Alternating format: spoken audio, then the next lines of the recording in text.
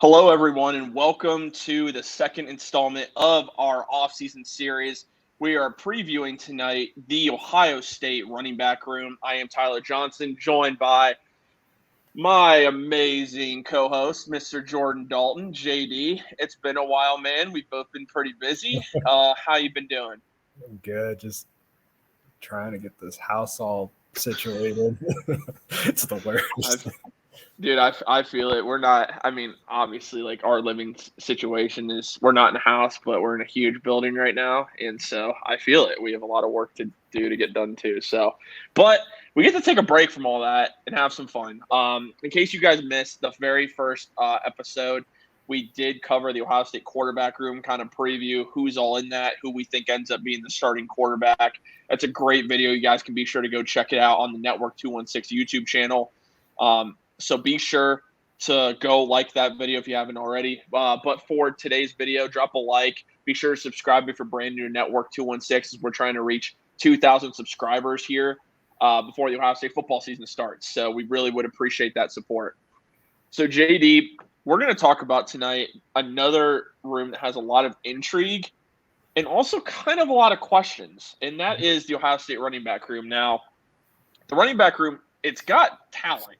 It's got Travion Henderson, 5-star recruit, who, before last year's injury he had, we thought he was going to be an Ohio State legend, just the talent that he possesses. You have Mayan Williams, your guy that came, a lot of us really didn't expect to see the type of season we saw from him.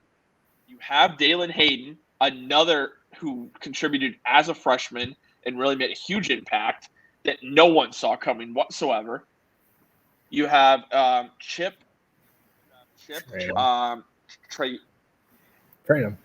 Trainum, my bad. You have him. They converted him from linebacker to running back to help out with the depth issues due to injury. And you're getting back Evan Pryor, who some thought was going to be the backup last year, who ended up suffering a season-ending knee injury and has had knee injuries throughout his time at Ohio State, had injury problems. There's one more guy. That's TC Caffey, who did get some playing time against Toledo, did score a touchdown, but he's in that running back room as well. So you have 6 running backs that you could make an argument should have somewhat of a role throughout the year. So what are your thoughts on this running back room? Because, again, we have a lot of talent. We had a lot of injury. Does that worry you moving forward, especially with Travion Henderson, the continuous foot injuries that he had? And as a running back, it's really hard to come back at 100% from some of these foot injuries. Yeah, I was just going to say the biggest thing with this running back room was injuries. And that kind of was the reason why we even got to see Hayden in the first place. And then he proved that he could actually, hold his own out there. He had a pretty fantastic little stint when he did get the ball, where we were talking about him and we're like, man, he's kind of that like second running back on the depth chart right now, because even coming into the season, like, we don't know how Henderson's going to be. Mayan Williams was hurt and banged up, and that led to Trainum starting against Michigan. And it was a whole thing with the injuries towards the end of the year. And it's great we have the depth, but like you said, Evan Pryor's there also, who's a 4-star recruit coming out of high school, and we were talking about him being a contributor last year for the offense. So there's a lot of question marks on who's going to step up in camp, who's going to be kind of the guy to fill in, and like, because in everybody's mind it's probably Henderson, Mayan Williams, 1-2 stuff. Mm-hmm. Yeah, but we just don't know how Henderson's foot is and if Mayan Williams is going to get back to 100% as well. But man, he had a great season last year. Henderson kind of disappointed us, but with the injuries, it's kind of hard to judge his season just based off of the few games that he played at full health. So yeah, man. I mean, like if you look at TreVeyon Henderson, there were rumors that he was going to leave Ohio State and transfer. That never happened, thankfully. You wonder how accurate some of those were because he has made it known he was not necessarily thrilled with how last season went. Okay, now here's the question for you. Does it surprise you that Mine Williams returned to Ohio State, given the fact that he did lead the team in rushing last year? But if you look at it, Ohio State has a 5-star recruit in TreVeyon Henderson. If he's healthy and the player that we all know he can be as a talent, it makes sense that he gets the bulk of the carries. Unless a certain situation, because when you have a talent like that, man, that's like he's not Bison Robinson, okay? He's not, but he's also considered one of the top running back recruits that's come through in a while. So if he's healthy, you would think he gets the majority of the snaps, and then Mine Williams is kind of just that change of pace guy, maybe near the goal line because he did have 14 rushing touchdowns and he averaged 6.4 yards a carry. I'm curious how that shakes out. Did Mine Williams make the right decision coming back to Ohio State? Do you think he should have left for the draft? Do you think he even should have transferred? Because it's great having this 1-2 punch, man. But at the same time, if you're Mine Williams, if TreVeyon Henderson is healthy, and this is not a slight at Mine Williams, if TreVeyon Henderson is healthy, I think we all can agree on that because his talent outweighs anybody else we have on the roster at running back. He has to be healthy, though. That's the big thing. Mine Williams, I will say, last year showed to me that he wanted to be on the field more just by how he was carrying the football. I mean, that dude was carrying bodies. He was getting extra yardage. He was getting the dirty, gritty 1 yard for a first down. Like he was the power back last year, and he wasn't really that in our eyes going into the season, but he definitely he stood out on the offense, and I think he deserves every carry he's going to get this year. But he's got some dogs behind him that are, they're ready to play, and Hayden proved he's only going to come back faster and stronger than he did last year. And Evan Pryor, he's healthy.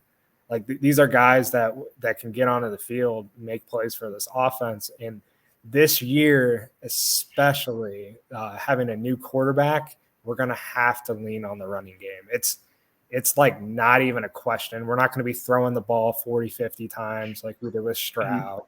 It's going to be a lot more run just based off of who we have behind center, which we don't even know if it's going to be, McCord or Brown or Keen Holtz or we just don't know. So it's going to be this running back room, especially early on in the season before, we're going to get into a rhythm towards the end.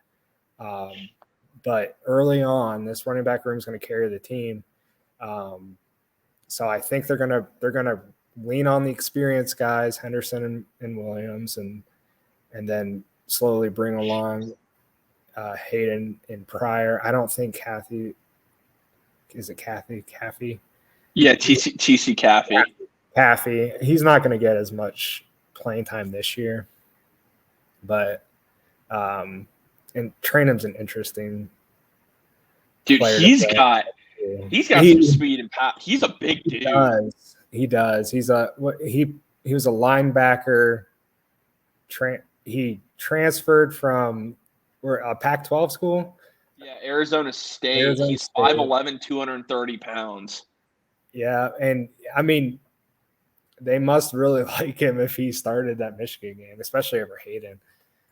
Yeah, that was interesting, dude. I never understood that. Like that's a whole other subject that we could talk about too for a while. I mean, if we're being honest, but keep in mind too, I didn't live, but Xavier Johnson, they like to use him as kind of like a scat back too, as more of a receiving type back.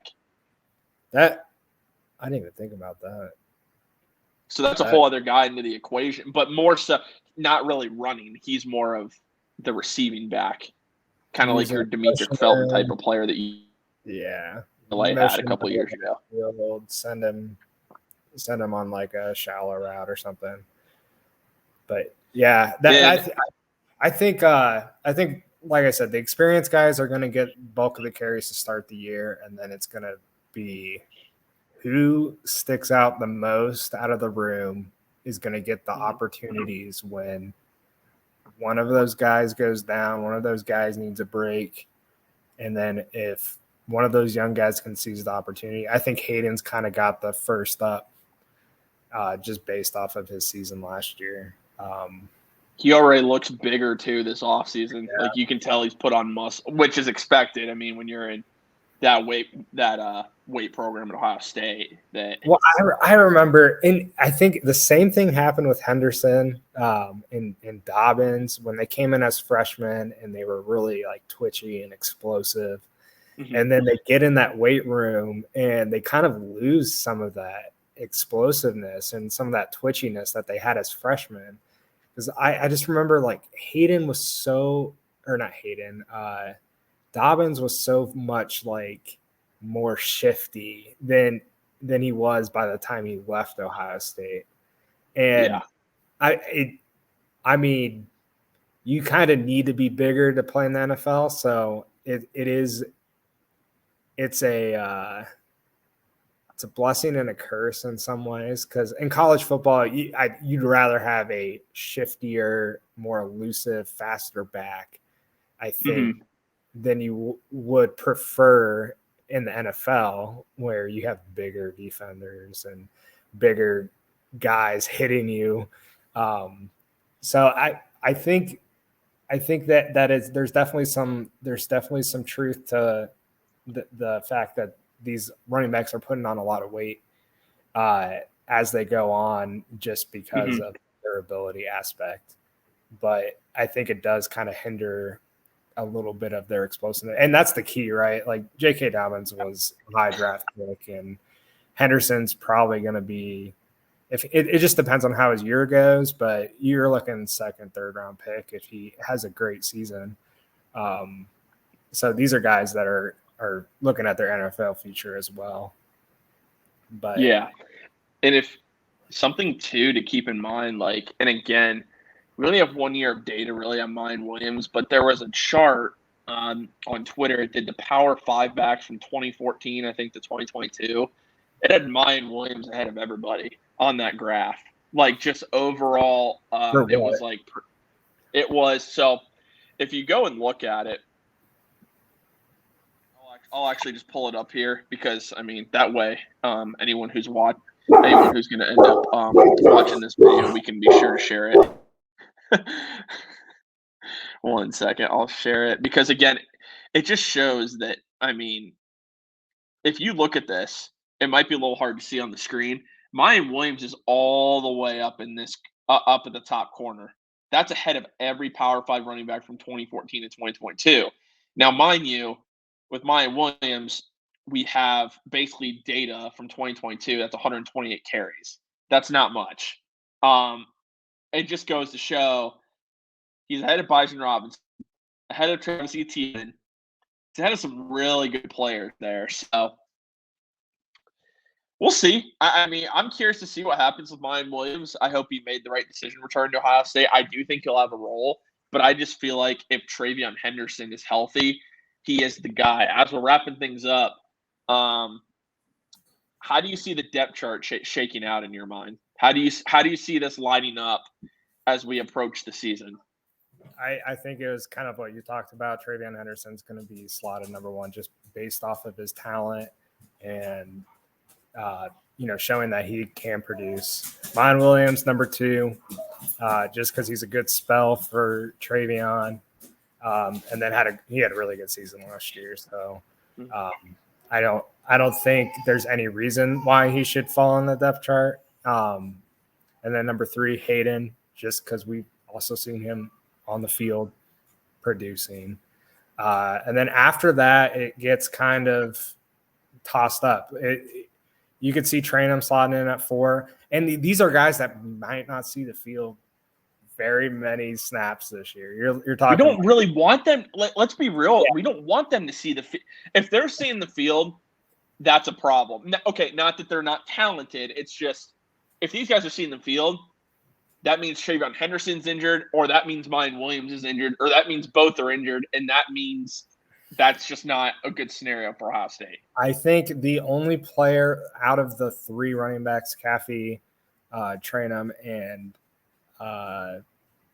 Pryor, that could see the field is Pryor, just because he brings something that the other guys don't with the speed and the playmaking ability. I think we're going to see him a lot on special teams. Yeah, I agree, dude. Punt return, kick return type guy, just because he brings more explosiveness. But I mean, the rest of the like I said, they're all kind of like 4A, 4B, 4C. Like you could basically throw any of those guys in there. And Caffey looked really good when he played against Toledo. So he did. I almost wonder if he's a guy they want to try and redshirt. Well, I think so. I know if he hasn't already. He redshirted last year.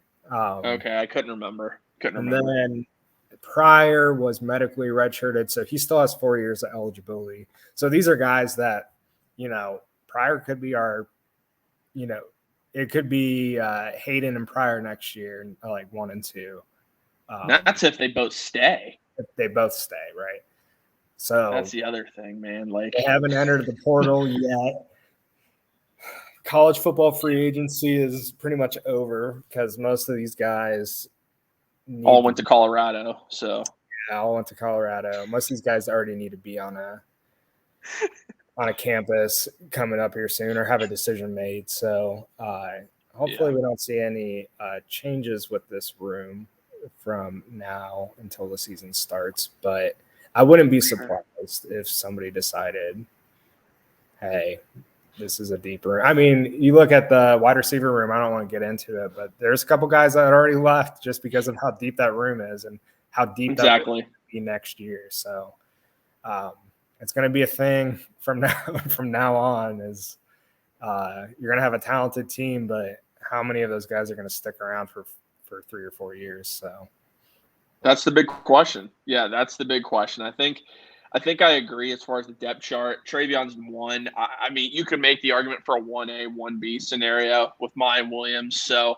well, they were splitting carries for majority of the year, and because we talked about it, we're like looking at the stats. We're like, man, 10 and 10. They both touched the ball 10 times, and passing downs and running downs, they're both on the field same amount of time.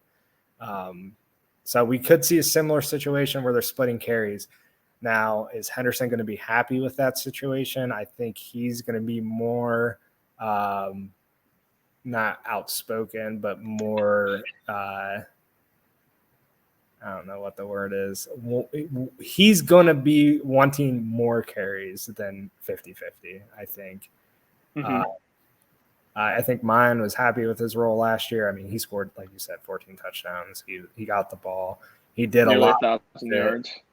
Yeah, so that just going to be keeping both guys happy if you're splitting carries because it's going to be difficult. It's not easy, man, to keep these college athletes happy because a lot of times if they're not getting their touches, they'll just go somewhere that they will.